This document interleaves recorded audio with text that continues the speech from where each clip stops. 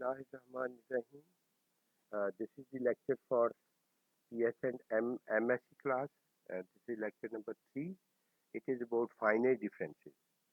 Suppose we have a function fx which is tabulated over the range of values called tabulated points of the independent variable x. Let us denote the uniform difference constant जिसको आप कहते हैं या step size कहते हैं between any two successive values of x so that x इसमें x minus x0 है और फिर x2 minus x1 है and so on. ये पॉइंट्स है ना starting from x0 to xn. तो x1 इस तरह से निकलता है, फिर x2 जो होगा x0 प्लस 2h है, फिर x3 जो है x0 प्लस 3h है, तो xn होगा x0 प्लस nh. तो फंक्शन की वैल्यू एट एक्स पी ये नोटेशन जो है ना ये बनाई हुई है फंक्शन की वैल्यू एट एक्स पी, इसको एफ पी लिख लिया करेंगे. इसका मतलब क्या होगा, ये ब्रैकेट में x0 प्लस पी एच इसका मतलब होता है. तो फाइनाइट डिफरेंसेस कैसे लेते हैं, next value minus previous value. Difference table built up इस तरह से करते हैं. ये देखो एक्स आई और एफ आई हमें गिवन होता है. First difference, second difference, third difference.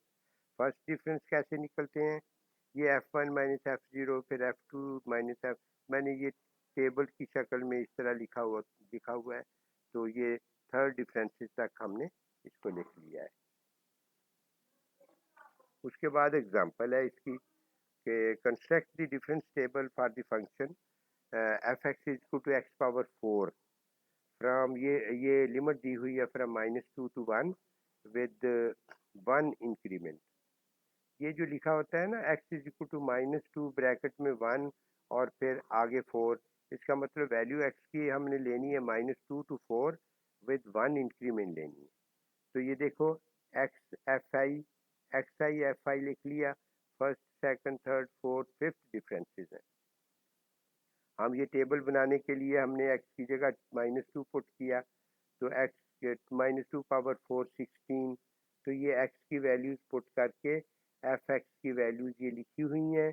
यहाँ से वो टेबल बनाया हुआ है जैसे पीछे फर्स्ट डिफरेंस में ये f1 माइनस f0 फिर f2 माइनस f1.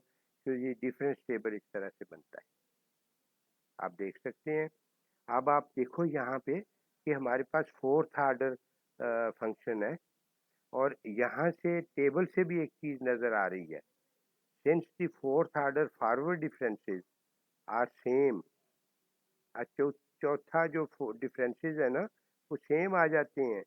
ये क्या शो करता है, therefore the data may be approximated for a polynomial of degree 4.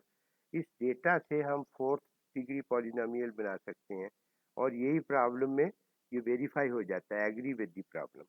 अच्छा, दूसरी एग्जांपल भी इसी तरह से ही है. फंक्शन की वैल्यू निकाल के तो उसका डिफरेंस टेबल बस बना दिया है. तो ये इस तरह से we come to the third stage interpolation technique.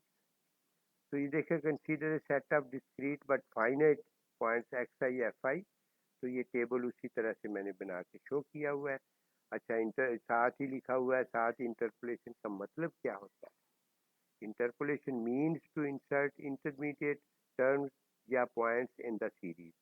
Series के अंदर कोई पॉइंट लगाना और उसके ऊपर फिर फंक्शन की वैल्यू निकालनी, ये इंटरपोलेशन कहलाता है. नीचे इसकी कंप्लीट डेफिनेशन दी हुई है मैंने. तो it means to find the value of f x for argument x p any other value p not equal to 0 1 2 3 up to n which does not appear in the tabulated values. For this we must use the given data values. तो इस तरह से ये equation 1 जो है ये आप F x आई को स्मॉल एफ एक्स आई और ये कंडीशन है आई की 0 to n.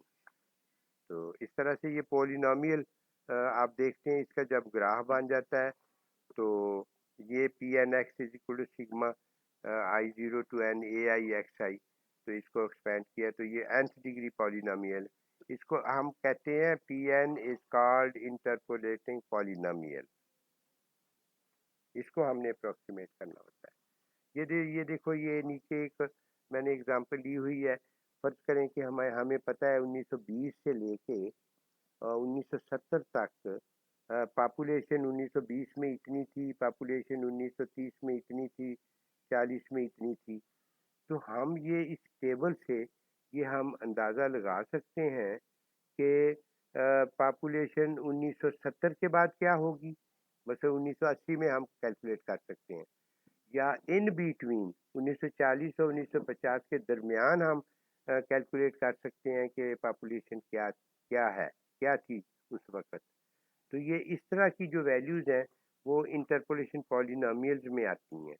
अच्छा, उससे पहले इसकी एग्ज़ाम्पल हम लेंगे, उससे पहले ये नंबर 3 पे आप देखो कि हमें फ़ंक्शन की वैल्यू x0 पे गिवन है अल्फ़ा है, और फ़ंक्शन की वैल्यू x2 पे बीटा हमें गिवन है। तो how we find the value of the function f(x1) और f(x2) यानी f(x1.5)।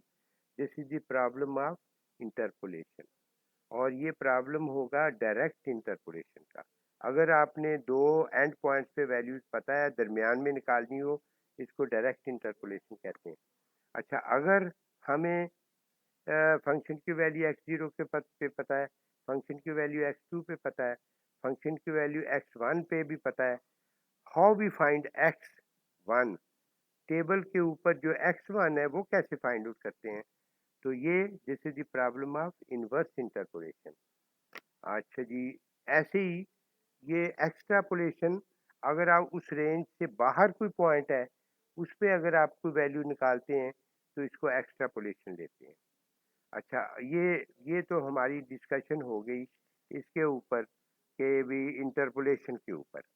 अब हमने पॉलिनॉमियल इंटरपोलेशन देखनी है। अगर हमने फंक्शन हमें गिवन हुआ है, तो इसके ऊपर ये देखें, ये टेबल जो है ना, फंक्शन की वैल्यूज है x0, f0, x1, f1। तो ये देखो, किसी एक पॉइंट पी एक्स पी, इसको फंक्शन की वैल्यू एट एक्स पी कहेंगे।